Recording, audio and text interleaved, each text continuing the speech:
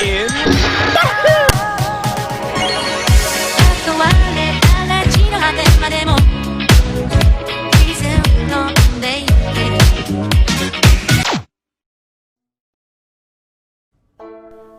These times have been like no other.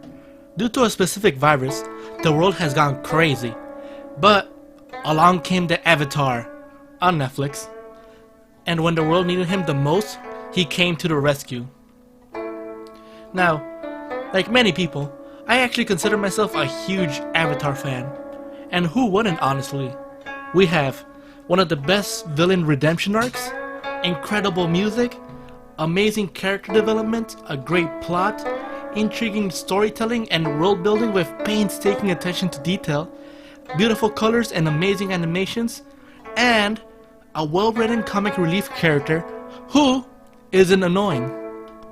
As you can see, I can honestly go on and on. Avatar is one of my favorite shows of all time, and having a chance to binge watch it really made me appreciate it even more. So, I thought to myself, how can I punish myself for enjoying such an amazing show? So, that's when I watched the live-action adaptation directed by M. Night Shyamalan, the master of plot twist. The plot twist in this movie is that it's a bad one. As someone who deeply appreciates the deep Avatar lore, I had to pause the movie a fair amount of times before I went on a full rampage because holy shit, this movie angered me so much. You can see this movie had no respect for the source material, as the creative liberties they took were so god-awful it'll make you want to cry. Now granted, the movie covered the whole first season, so it's fair to say some things were gonna get cut from the almost 7-hour long season to accommodate for the movie time. But this just made the whole movie a jumbled mess, which isn't even one of the main problems. Imagine having a shit story structure and it not even being the main problem. To keep myself from jumping all over the place, I've categorized my hate for this movie in categories. Starting with character assassination / race swapping. These characters aren't the same as the TV version, not at all. The way they're portrayed would make anyone cringe. The main example you see this is with Sokka, the light-hearted comic relief, the heart of Avatar team, being portrayed as a brooding teen. If they try taking me away, I'd kill them all. What the fuck? In the words of Sokka himself, It's pretty much my whole identity. Sokka, the meat and sarcasm guy. they even dedicated a whole episode of the Avatar gang trying to make jokes for themselves and failing when Sokka is away. But we get none of that in this movie. They even butchered their names for no reason at all. Like, you mean to tell me they have over 22 hours of content in the whole Avatar series where they correctly say their names, and your course of action was to throw all of that out? Fuck it. You know Aang, the Avatar? Yeah, call him Ong for some reason. You see Iroh right here? Fuck it, call him Iro. Sokka? Nah, more like Sukka. There is no reason for this. I searched everywhere to find a reason why they went with these names and could not find a single article, a single thing. So I believe they just didn't care. Speaking of Iroh, you know the short, lovable, wise tea junkie? Well, why is he slim and tower over almost everyone? The actor, Sean Tobe, pretty sure I butchered that name, is 6'2". I mean, look at this photo. Look at this difference. While I don't expect him to be fully accurate, as Iroh is technically 4'7", changes like these are noticeable and annoy Avatar fans.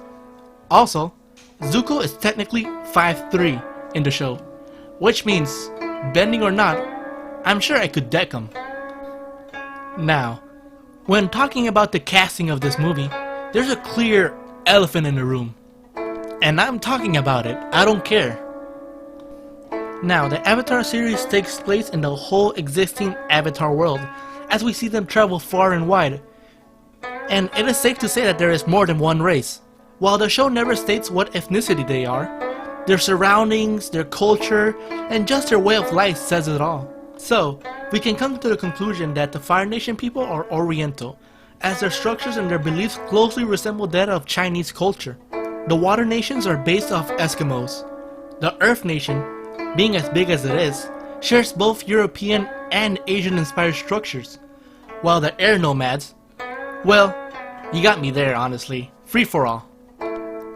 So knowing this, I really wonder what made them think it was a good idea to cast the water nations as white people, and the fire nation as Indians. And doing this, you take away their culture, which in this show is a big fucking deal. Dumb creative choices. You know when a movie is like, hey, let's take this property and give it our own twist, and people usually hate it? Well, this movie is no exception. You know the firebenders, right?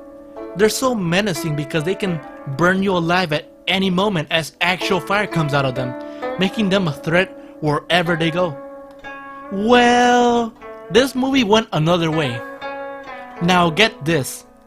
What if we don't show them throwing fire from their hands and only use a fire around them? Like at no point does Zuko firebend fireballs at anyone, neither do the guards or General Chao. Instead, they use the fire that they have pre-lit already. That's all we see. Gone are all the nail-biting fights. Now, we are to assume that they can fire out of their hands, right? Well, you're right, they can't.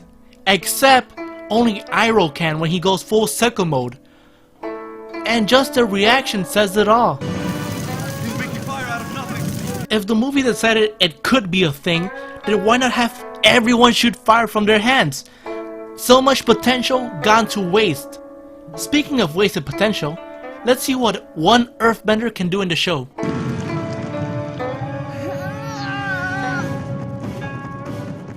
Now, let's see how many earthbenders it takes to move this rock.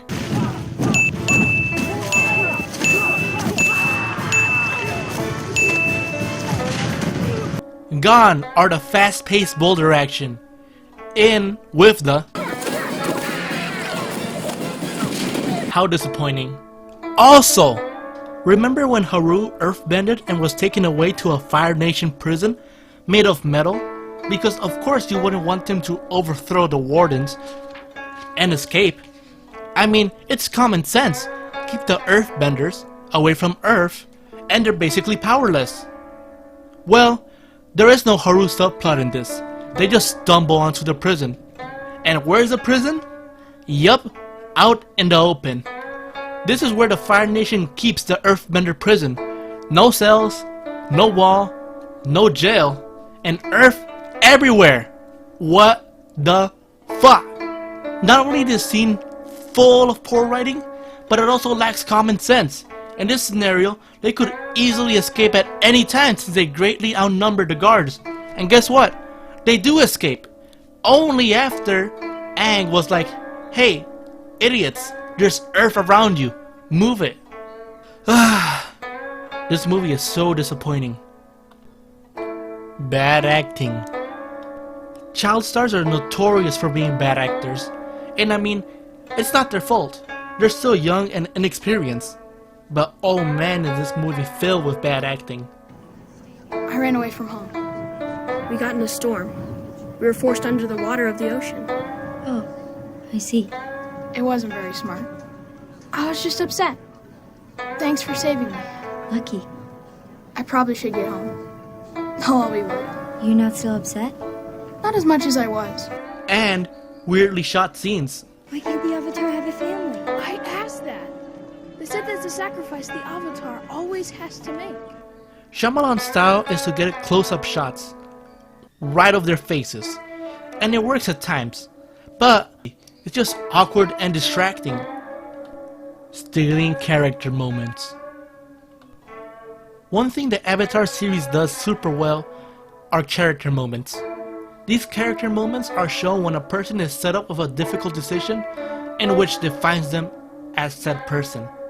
My favorite one being when Zuko denounces his dad during the solstice, telling him he's going to join the Avatar team and help him defeat him. This is where we see Zuko fully commit to the side of good. There are many powerful character moments like this one in the show, and I believe every character has at least once. The decision they take tells us a lot more about them than their words could ever do. Yeah, well, all of that gets taken away too. In the first episode of the series, Aang turns himself into the Fire Nation to make them lead the Sun and Water Tribe, keeping everyone safe. In doing this, he shows how he'll do anything to protect the people he knows, and the people he barely knows, even if it means putting himself in harm's way.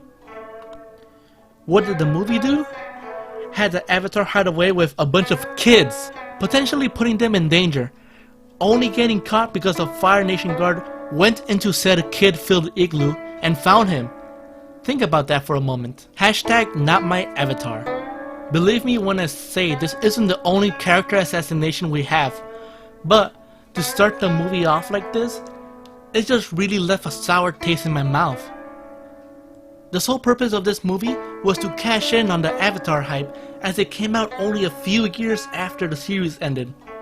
It doesn't respect the source material at all, it doesn't respect the deep Avatar lore, and it definitely does not respect us as the audience.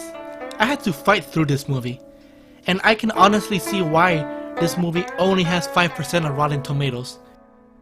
Thanks for sitting through this rant. Comment what part of the movie upset you the most, and make sure to subscribe as we put out new content every week.